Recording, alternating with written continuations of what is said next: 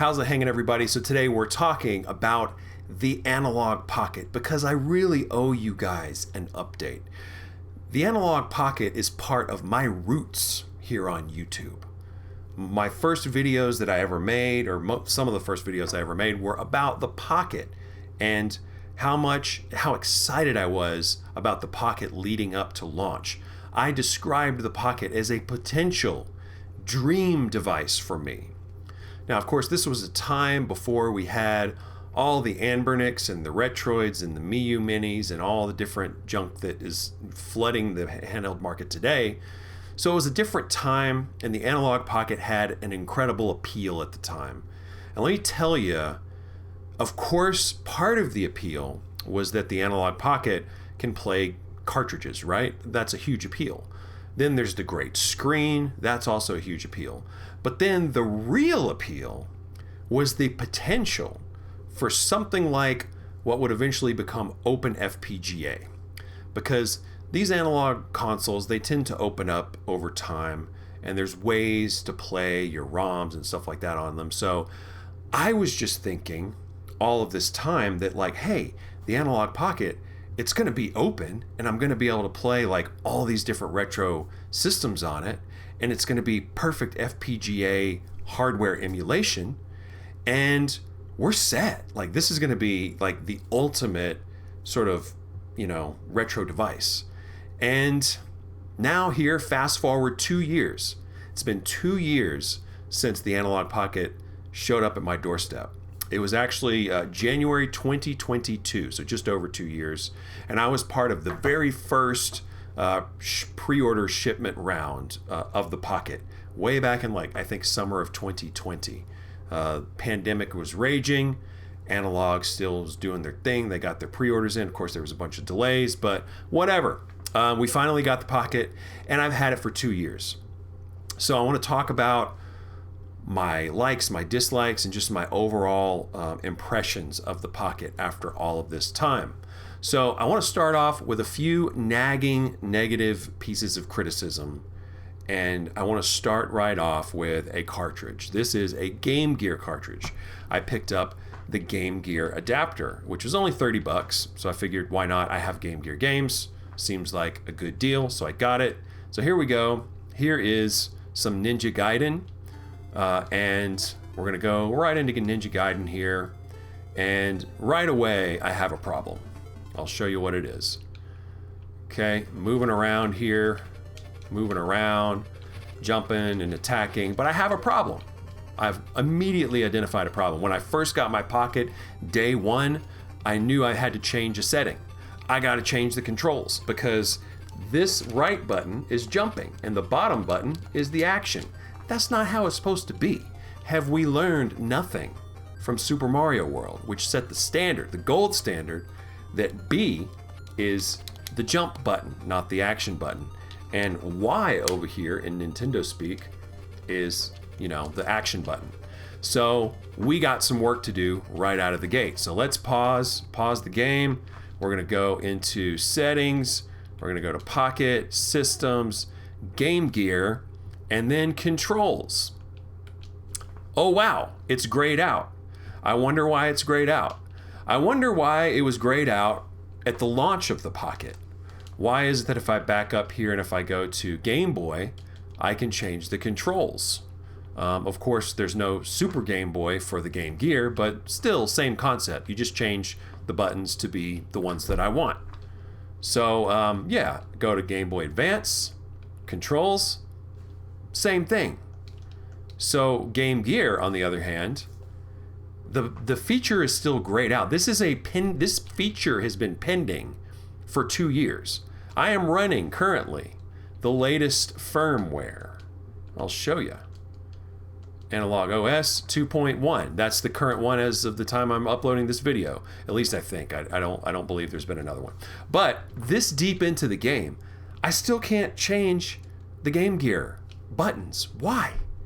What reason, what developmental hurdle could you possibly be facing, Analogue, to leave out this feature for this long? I don't get it, man. I don't get it. So anyway, here we are. I have a pile of Game Gear cartridges that I still am basically sleeping on because most of them are like this. They're an action platformer, but I can't play them with the basic like button configuration that I would want. So I've just ended up sleeping on them, and that's a big fat L, I think. But let's talk about, the Game Gear adapter. The Game Gear adapter itself has another issue, and that is when you place a cartridge in it, sometimes it peels away the bottom of the sticker of your cartridge, and that's not cool. Analogue should have engineered this just slightly differently so we wouldn't have this problem. But here I am scuffing up a bunch of different cartridges, accidentally peeling back. So I don't know. The Game Gear side of things on this Pocket has left a lot to be desired. There's another issue, and that is that it's taking way too long to get the other adapters, the Lynx, the Neo Geo Pocket, and the TurboGrafx 16 HUD card player. These are not available in 2 years into the deal. So that's kind of sucky, you know? It seems like we would have those by now. It seems like we would have the complete family of adapters, but we still do not. And I don't know what the timeline is for that. It would be nice to hear something from Analogue, although they just don't really answer, community questions like that. So we'll probably not hear until they're ready to hear about it. Next up, let's talk about the D-pad of the Analogue Pocket. The D-pad of the Analogue Pocket is, I think, a failure for the most part. I am a huge Tetris player. When I picked up the Analogue Pocket, I was all about Tetris. I was wanting to play and beat and, smash my high scores in Game Boy Tetris, like the original. And I haven't been able to because the D-pad is seriously compromised for Tetris, because this is not, of course, the D-pad on the Analogue Pocket, but this company, 8BitDo, that makes this SN30 Pro Plus controller, they made this D-pad, and I believe they also made the D-pad on the Analogue Pocket. I don't know that for sure. That's what I hear. So if it's the same company, how can you make such a perfect D-pad that, calls back to the original Super Nintendo, and then make this just overly pivoty monster of a D-pad on the Analogue Pocket? It falls short for me. I mean, it's fine, and a lot of people who play a lot of fighting games, like if you're someone who's picking up a Pocket for all those like Neo Geo Pocket fighting games, then maybe this is going to be a good D-pad for you because it's very pivoty. You can roll it around quite easily. But as far as, you're going to hit a lot of accidental diagonals on certain types of games, and that's going to mess you up, and you're going to get some game over screens. And that's unfortunate. Okay, next up, I think that, there's an elephant in the room here that we have to mention, and that is the handheld market has basically surpassed the Pocket for most use cases. So the Pocket is still a great device. It's still a great option if you can afford it, if you don't mind tinkering with openFPGA and FPGA in general, if you have a collection of cartridges, if FPGA appeals to you and you want it in a handheld, then the Pocket is awesome and you should get one. And you probably already have one if that meets your criteria. But for me, I have the cartridges and I like the cartridges, but ultimately there's just so many extra bells and whistles in the emulation game.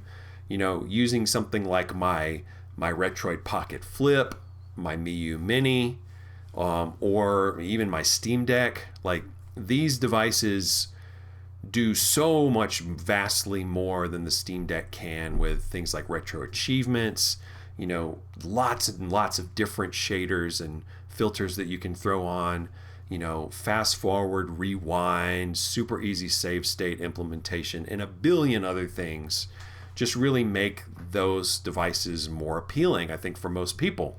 But, the Pocket still has its place, and we're going to get into what's so great about the Pocket, and it's openFPGA. We got openFPGA about a year ago, right? Let's actually load up a little background music, shall we? Let's go. We're going to quit our cartridge. we're going to go into openFPGA. And let's, what's a game that we can't play right now? A game that we cannot play. Oh, we cannot play WarioWare. We cannot play WarioWare Twisted because it is a gyro game, and we don't have a gyro component with the ROM here. So we're just going to load this up, listen to some fun Wario antics, and we'll continue on with the discussion. So the stock Pocket experience, guys, is great, and we already knew you already knew it's great. The way that it handles cartridge play, the way that all of those promised features work is super fun. Super fun. I'm going to nudge that down just a little bit. Super fun, super elegant. I mean, we were just navigating through the menus. There's a beauty and a sort of simplicity to it. And if you just want to play your cartridges, I mean, you're all set, man. You're all set. But openFPGA takes it to the next level. But it's taken us a while to get the features that I wanted in openFPGA. And that would be display modes. I've been waiting and waiting for a whole year to get display modes in openFPGA. But we finally have them. And we're looking at one right now. Like right now, we're looking at core settings, display mode. Now, you have to do a little bit of work to get this to work. You got to change a couple files around or whatever. But you can enable every screen display or every display mode for every core in openFPGA. This is not a tutorial video, so I'm not going to really go into that, but it's out there. Do some Googling, you'll find out how to do it. This is the this 101 right here is the screen mode, the display mode that I really love for Game Boy Advance. So that's what we're looking at. But these display modes were always one of my favorite parts about the stock Pocket experience, because they really, really do an excellent job of recreating those original looks, and they do it on the Pocket screen, which is pretty easy to do because the Pocket has such high resolution that you can really get in there with lots of little shades and details to bring out the pixels. But then they also implemented it really well, I think, in 1080p, and that's what we're looking at right here with the dock. I've been very, very impressed with how well these translate to the dock. So definite shout out to Analogue for working hard on these, and maybe they didn't work hard, I don't know, but I've really started to look into, you know, RetroArch screen filters and display modes and stuff. Shaders is what they're called in that neck of the woods. But I love messing around with those. I love trying to find the perfect CRT shader. It is both a maddening experience and a very fun and rewarding experience when you get the exact effect that you're looking for, right? So I love the display modes here on the Pocket because they just simplify things.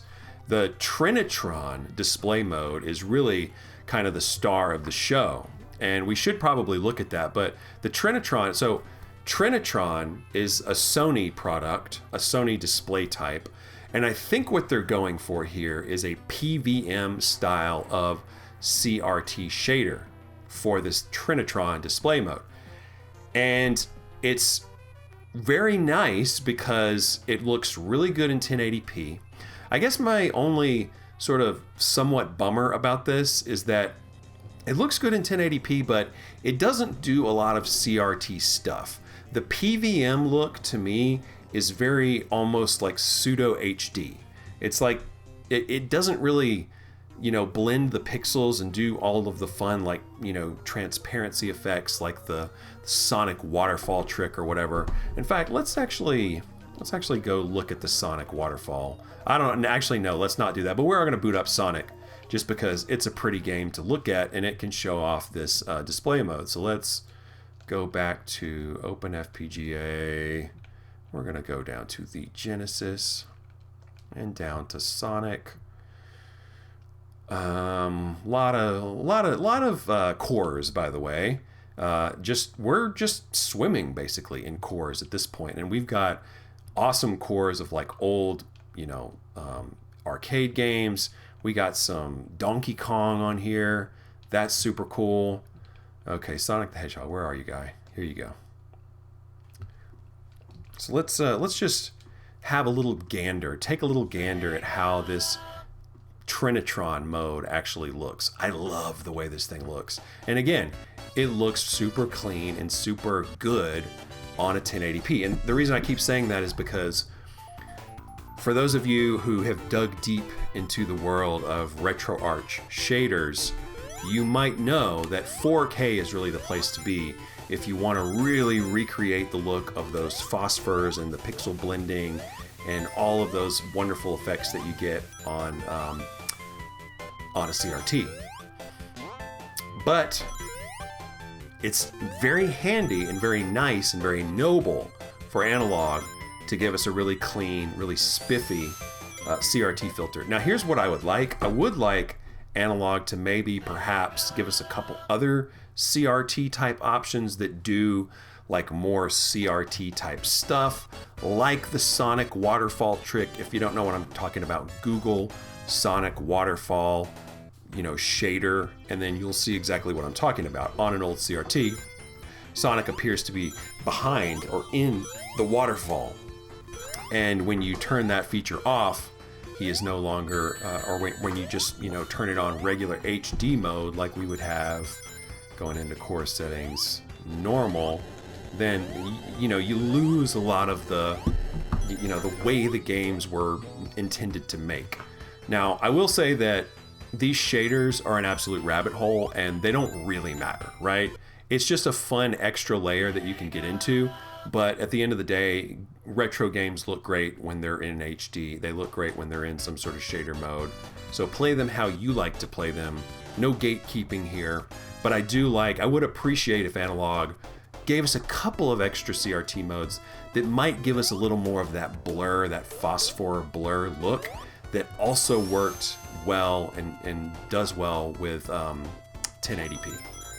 That's my wish. That's my wish. But at the end of the day, again, what are our big takeaways here?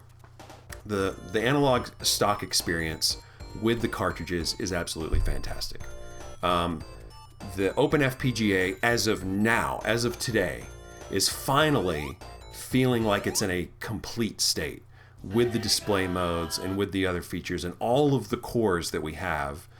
The Pocket is finally what I always wanted it to be, this sort of like ultimate retro handheld. We've truly gotten there, and that's amazing, and I'm very happy about that. But, if I'm being totally honest, do I use the Pocket a lot? Do I find myself, now that I have this, sort of perfect device or this dream device, am I in a situation where I'm playing the Pocket all of the time? Am I taking it with me? Am I going on vacation with it? Am I really digging deep? And the answer is pretty much no, because, well, when it comes to retro games, I really, really prefer emulation, and that's just a personal thing, For the FPGA heads out there, the Pocket is a great device. And by the way, I'm happy that I have my Pocket. I pick it up every now and then, and I do have fun with it, and I am going to use it to play Mother 3. That's what's going to happen, because I have a reproduction cartridge of Mother 3, and I still haven't started playing it, but that's a game that I'm almost certainly going to play through this year.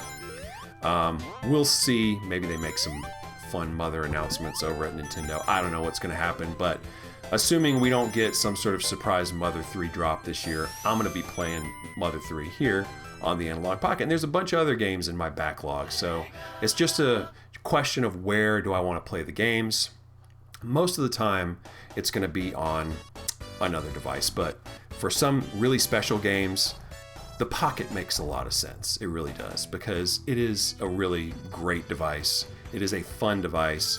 It is very boutique, and I feel like I'm too scared to take it anywhere, that's really the irony of the Pocket, right? It's such a cute little boutique device that you feel like you just can't take it anywhere or else, or you're gonna, I spent $377 on the Pocket, the dock, the stupid clear case that I shouldn't have bought, and the Game Gear adapter after shipping $377.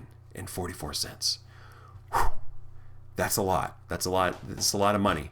But if you can afford it, and if you're an FPGA head, and if you or if you really have a bunch of cartridges that you want to play, you know what to do. You probably already have a Pocket. So I don't know. What did we accomplish today? I don't know. Maybe not very much, but I really felt like I owed you guys a follow-up on the Pocket because I've had a great time with it, even though I haven't played it as much as I probably could have. But ultimately, I'm very happy that the Pocket is finally in what feels like a completed state. So guys, thanks for checking me out. Catch you later.